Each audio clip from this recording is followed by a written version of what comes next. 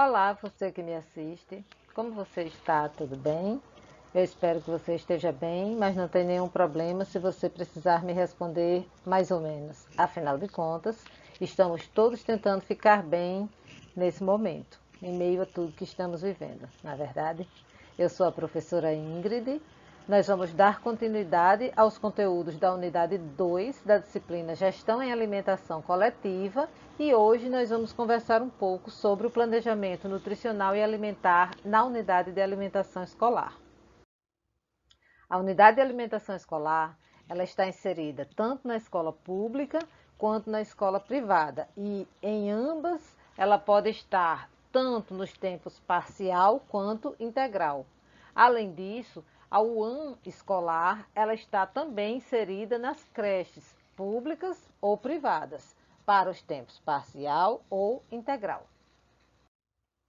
A estrutura física de uma unidade de alimentação escolar, ela deve apresentar a mesma ou as mesmas características de setorização de uma UAM convencional, quanto ao aprovisionamento, área para recebimento, pesagem, controle de mercadorias, área de higienização e estocagem, processamento, área de pré-preparo, cocção, porcionamento, cozinha dietética, se necessário, área para higienização de utensílios e, para a área de distribuição, o refeitório, especialmente quando as crianças já são crianças maiores, por exemplo, do ensino fundamental 2, ou adolescentes, jovens adultos ou adultos.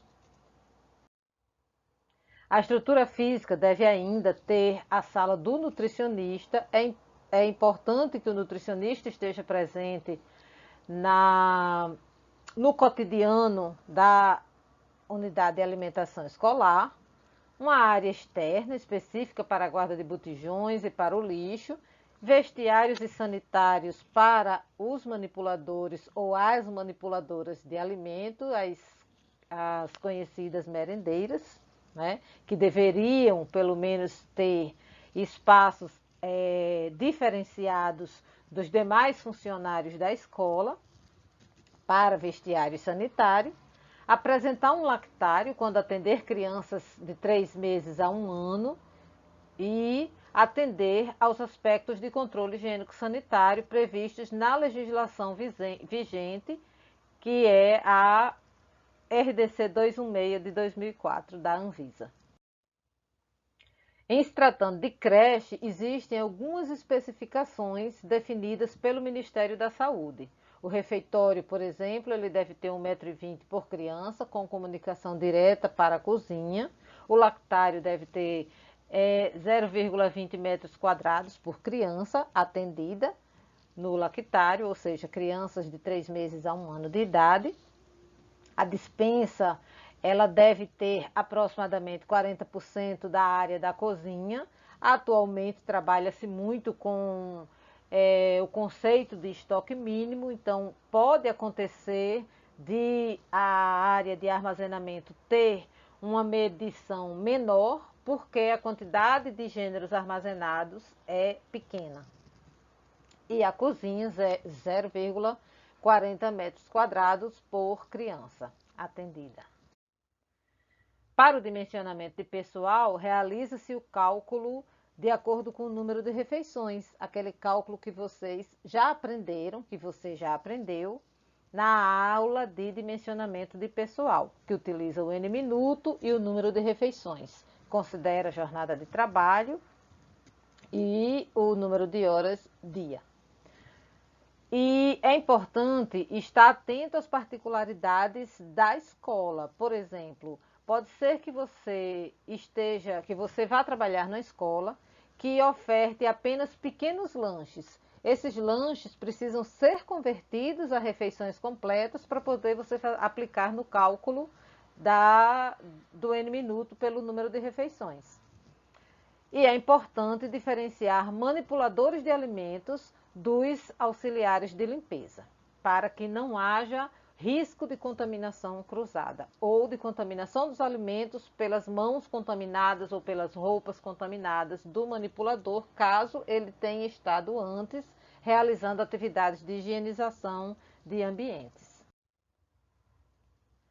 Além disso, o Ministério da Saúde também define que, em se tratando de creches, para cada 50 crianças em tempo integral, é necessário ter uma cozinheira, um auxiliar de cozinha, um auxiliar de lactário, quando houver necessidade de lactário, e um auxiliar de limpeza com jornada de 8,8 horas dia. Por quê? Porque a maioria das escolas funciona de segunda a sexta. Como o regime trabalhista dominante ainda é de 44 horas semanais, como esses funcionários trabalharão de segunda a sexta, a jornada de trabalho seria 8,8 horas dia. Realizados os cálculos de dimensionamento de área, distribuição dos espaços, dimensionamento de pessoal, nós vamos agora conversar um pouco sobre o cálculo nutricional. Para a realização do cálculo nutricional, nós utilizamos as referências da Organização Mundial da Saúde, documento de 2004, que determina a quantidade de calorias de acordo com o sexo, para meninos e para meninas, que será multiplicado pelo peso da criança para se chegar à quantidade de calorias dia. A gente vai utilizar a faixa de idade da criança. Observem que essa primeira tabela é para lactentes. Por isso, a distribuição aqui está em meses, considerando as crianças de 0 a 12 meses, portanto, crianças com menos e até 1 ano de idade, e separando meninos e meninas. Na segunda tabela, nós temos o requerimento energético para pré-escolares e escolares, segundo idade e considerando um novo componente que nós não tínhamos antes, que é o da atividade física. Observem que o cálculo descreve aqui a quantidade de calorias para crianças que têm uma atividade moderada e por faixa de idade, separando-se meninos e meninas e considerando uma quantidade determinada de calorias a ser multiplicada pelo peso da criança.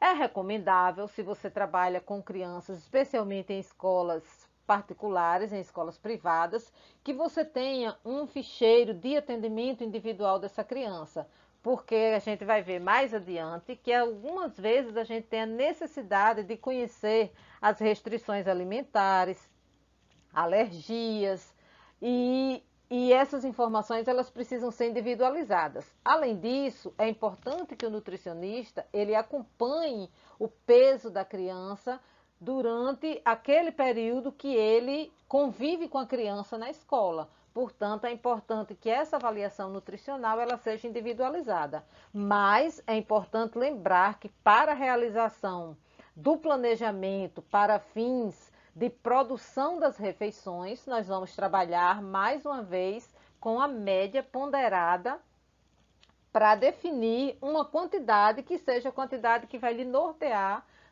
na hora do seu planejamento alimentar.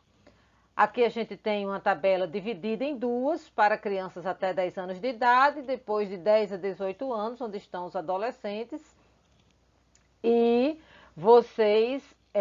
a referência é a mesma, da Organização Mundial da Saúde. Calculadas as quantidades de caloria, nós vamos fazer a distribuição dessas calorias em nutrientes para crianças de 1 a 3 anos, de acordo com o Instituto de Medicina, as DRIs, publicadas em 2002, a recomendação é de 5 a 20% de proteína, 45 a 65% de carboidrato e 30 a 40% de lipídio. Para crianças de 4 anos até os 18 anos, já na adolescência, a recomendação de proteína é de 10 a 30%. Observe que a recomendação de proteína é bem maior do que para o adulto, porque a criança e o adolescente eles vão passar pelos diferentes estirões de crescimento e desenvolvimento, portanto, o requerimento para proteína é maior. 45 a 65 de carboidrato, 30 a 40 de lipídio. É importante que esse lipídio seja de boa qualidade. Nós vamos ver mais adiante que existe, inclusive, recomendações de restrição para gorduras não saudáveis. Para cobertura nutricional em creches ou escolas infantis que tem a criança ou adolescente em tempo integral, a gente recomenda que a recomendação é de que seja de 70% do valor energético total para a criança, distribuído no lanche da manhã, 10%, no almoço, 30%, no lanche da tarde, 10%, no jantar, 20%. O desjejum e a ceia, que complementariam os 100%, seriam os outros 30%, em teoria, são as refeições que a criança vai fazer em casa. Em se tratando do Programa Nacional de Alimentação Escolar, o PENAE, existem algumas recomendações mais específicas para além das anteriores que nós mostramos. Por exemplo, 7% de energia total é o limite para a proveniência de açúcares simples adicionados aos alimentos, 15 a 30% da energia total proveniente de gorduras totais, 7% é o limite para a gordura saturada, eu disse anteriormente, não é, que aquela gordura ia apresentar restrições para gorduras consideradas não saudáveis. 600 miligramas de sódio ou 1,5 grama de sal per capita para quem está em período parcial na escola, que só vai consumir uma refeição. 800 miligramas ou 2 gramas de sal para quem vai consumir 2 refeições. 1.400 miligramas ou 3,5 gramas de sal para quem está em período integral e vai consumir 3 refeições ou mais. Essas são as recomendações do PENAE, do Programa Nacional de Alimentação Escolar, portanto, para escolas públicas. Para a cobertura nutricional, a descrição que está prevista na resolução número 6, de 8 de maio de 2020, para o PENAE, é de 30% para creches em período parcial, 70% crianças que vão fazer 2 lanches, ou apenas uma refeição, 2 lanches ou uma refeição, 70% para crianças em período integral, que vão consumir 3 refeições, 30% para alunos de comunidades indígenas ou áreas remanescentes de quilombos, né, para remanescentes quilombolas ou remanescentes de quilombos, 20% para alunos da educação básica em período parcial, que seria a alimentação escolar mais dominante, 30% de cobertura do VET diário para alunos matriculados na educação básica, 70% para alunos participantes do Mais Educação ou que estão matriculados em escolas de tempo integral e que vão receber 3 refeições nessa escola. Cabe ao responsável técnico a definição do horário e do alimento mais adequado, de acordo com as faixas de idade. A porção ofertada deverá ser diferenciada por faixa de idade. Por quê, gente? Porque a porção ela vai oferecer a quantidade de calorias e de nutrientes que você calculou. Uma porção maior, ela vai ser destinada para aquela criança que tem uma necessidade energética maior. Uma porção menor para as crianças que têm necessidade energética e nutricional menor. O cardápio deve atender alunos com necessidades especiais, nutricionais especiais, deve atender as especificidades culturais das comunidades específicas, indígenas e quilombolas, apresentar fichas técnicas de preparo com a descrição do tipo de refeição, o nome da preparação, os ingredientes, as informações nutricionais, e essas fichas técnicas devem estar na escola. Os cardápios das escolas em período parcial, elas deverão oferecer no mínimo 280 gramas per capita de fruta por semana, frutas in natura, legumes e verduras, sendo no mínimo 2 dias por semana a oferta de frutas in natura e no mínimo 3 dias por semana a oferta de hortaliças. E os cardápios de escolas em período integral, eles deverão ofertar obrigatoriamente no mínimo 520 gramas per capita por semana de frutas in natura, legumes e verduras, sendo as frutas in natura no mínimo 4 dias por semana e as hortaliças no mínimo 5 dias por semana. Com relação à utilização dos recursos do PENAE, é importante dizer que, de acordo com a Lei 11.947 de 2011, 30% dos recursos do PENAE deverão ser para compra, para aquisição de gêneros alimentícios da agricultura familiar. 75% desse recurso é para a aquisição de alimentos in natura ou minimamente processados.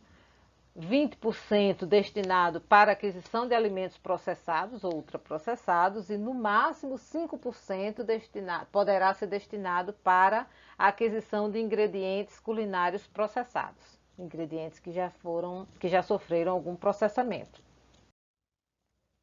O custo do cardápio é feito considerando o valor total a ser transferido, que é obtido pelo número de alunos, vezes o número de dias de atendimento e o valor per capita por aluno. Então, por exemplo, para o ensino fundamental, das crianças e adolescentes que estão na escola em tempo parcial, o custo é de individual per capita, né, da alimentação escolar é de 36 centavos. Então, o cálculo seria o número de alunos, suponhamos uma escola que tenha 100 alunos, vai se fazer o cálculo de 100 vezes 20 dias letivos, que é em média o número de dias úteis que tem no mês, vezes 36 centavos, que é o custo per capita para aquele aluno que eu acabei de descrever, do ensino fundamental, que tem apenas uma refeição na escola. 32 centavos é o valor da EJA, 36 centavos os alunos do ensino fundamental e médio, como o exemplo que eu dei no slide anterior. 53 centavos os alunos da pré-escola, 64 centavos os alunos de escola de educação básica localizados nas áreas indígenas e remanescentes de quilombos. Considera-se que a aquisição de alimento nessas áreas é mais difícil, portanto mais caro, daí haver uma pequena diferença desse custo per capita. R$ 1,07 para alunos matriculados em escolas de tempo integral, com permanência mínima de 7 horas na escola ou em atividades escolares. Tem um horário de aula e tem um outro horário de reforço, mais atividade física e lazer, enfim. E R$ 1,07 para os alunos matriculados em creches, inclusive aquelas localizadas em áreas indígenas ou remanescentes de quilombo. Além dessas questões todas que nós já vimos até agora, na alimentação escolar é importante levar em conta, para o planejamento do cardápio, as recomendações descritas na Portaria 1010, de 8 de maio de 2006, que institui as diretrizes para a promoção da alimentação saudável nas escolas. Essa portaria, ela tem 5 diretrizes, 5 eixos, na verdade, né, que nós vamos conhecer agora. Primeiro, as ações de educação alimentar e nutricional deverão ser desenvolvidas considerando os hábitos alimentares como expressão de manifestações culturais, regionais e nacionais. Portanto, respeitando-se os hábitos alimentares de cada comunidade. Deverá haver o estímulo à produção de hortas escolares, as crianças e os adolescentes deverão estar envolvidos nessa produção de alimentos a partir da criação das hortas escolares. Deverá haver o estímulo à implantação de boas práticas de produção e manipulação de alimentos, conforme dito anteriormente, de acordo com a RDC 216. Deverá haver restrição ao comércio e à promoção comercial no ambiente escolar de alimentos e preparações considerados não saudáveis, são aqueles com alto teor de gordura saturada, gordura trans, açúcares livres e sal, além do incentivo ao consumo de frutas, legumes e verduras e deverá haver a realização do monitoramento da situação nutricional dos escolares, acompanhar as curvas de crescimento e desenvolvimento, peso, estatura e definir-se o perfil nutricional de cada escola ou de cada coletividade. Além disso, é importante oportunizar o atendimento a crianças que tenham necessidades dietéticas especiais. É importante adequar o cardápio às festividades da escola, atender berçário e demais grupos etários diferentemente conforme as suas necessidades. Observar as safras de frutas e verduras faz com que os alimentos estejam mais bonitos, mais nutritivos, mais saborosos, mais suculentos, mais baratos. Adequar o planejamento de cardápio à realidade financeira da escola. Realizar a anamnese com os pais em busca do máximo de conhecimento possível sobre a família, porque isso vai interferir na aceitação da alimentação que está sendo ofertada na escola pela criança, né? A aceitação pela criança da alimentação que está sendo ofertada na escola. Orientar os pais quanto a uma alimentação saudável, é muito importante envolvê-los, né, nas ações de educação alimentar e nutricional quando possível, porque a criança ela leva muito daquilo que ela aprende para casa e isso vai fazer com que ela também modifique os hábitos dos pais, porque ela vai se tornar mais exigente em relação à alimentação. Mas é importante que os pais estejam sensibilizados para aceitar essas exigências da criança e para aceitar também modificarem os seus próprios hábitos. Realizar o acompanhamento de todas as etapas do processo produtivo para o asseguramento da qualidade nutricional e higiênico-sanitária da alimentação que está sendo produzida na UAM escolar. Implantar um programa de capacitação sistemático dos colaboradores, envolvendo, além do tema de boas práticas de produção e manipulação, as boas práticas nutricionais, a utilização da ficha técnica de preparo e outros conteúdos que possam favorecer a qualidade da alimentação ofertada. Além de manter sempre atualizado o manual de boas práticas. Utilizar fichas técnicas, manter os per capita atualizados. Em se tratando das escolas privadas, fazer orientações sobre lanches saudáveis nas cantinas escolares, né? A criança pode consumir a refeição no seu refeitório, mas fazer lanches da cantina. A cantina precisa estar orientada também para ofertar alimentos mais saudáveis. Inovar os cardápios, realizando testes de aceitação e manter o controle de custos pertinente à realidade financeira da escola. Então, eu não sei se eu falei muito rápido, talvez eu tenha me esquecido, mas é muito importante você saber que existe um canal ativo de atendimento ao aluno por meio do fórum da turma. Se você tiver alguma dúvida, você pode entrar em contato comigo. Essa aula estará disponível na turma, no SIGA-A. E eu não me esqueci do nosso momento fora da caixa. Mas o nosso momento fora da caixa de hoje, ele não vai sair muito da caixa não, tá certo? Vocês vão me dizer depois, você vai me dizer depois. Eu trouxe para hoje uma leitura da Nina Horta, do livro Vamos Comer, da Viagem das Merendeiras, Crônicas e Conversas, e trouxe um texto que se chama Comida de Alma. Comida de alma é aquela que consola, que escorre garganta abaixo, quase sem precisar ser mastigada, na hora de dor, de depressão, de tristeza pequena. Não é com certeza um leitão pururuca. Dá segurança, enche o estômago, conforta a alma, lembra a infância e o costume. É a canja, o macarrão, cabelo de anjo cozido na água e passado na manteiga, o caldo de galinha gelatinoso, tomado às colheradas, é a sopa. O leite quente com canela, o arroz doce, os ovos nevados, a banana cozida na casca, as gelatinas, os pudins de leite. Tem gente que vota no consolo da batata. Nada como um purê de batata quando se está deprimido. Nada como ir para a cama com um purê de batata já saturado de manteiga e metodicamente ir adicionando mais uma fatia fina de manteiga a cada garfada. Comida de alma tem que ser neutra. Sorvete é comida de alma? Não é. Tem um pique gelado que a tristeza não suporta. A temperatura deve estar entre ambiente e morna. Chocolate vale? Não, nem pensar. É sedutor, pressupõe prazer e culpa. Tudo tem que ser especial na comida de alma. O mingau de aveia, o fubá pode ser em prato fundo. O quadrado de manteiga se derretendo por cima. O leite em boa caneca grossa. O chá em xícara florida. E, para os casos extremos, a mamadeira, é claro.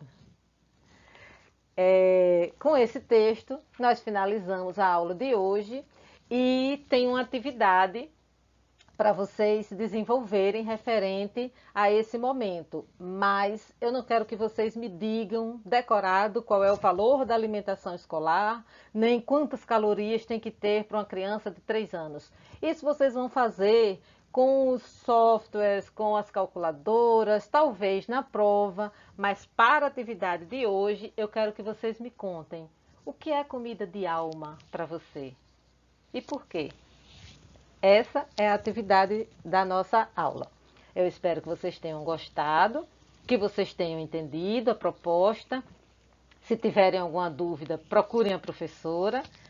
E muito obrigada por sua atenção.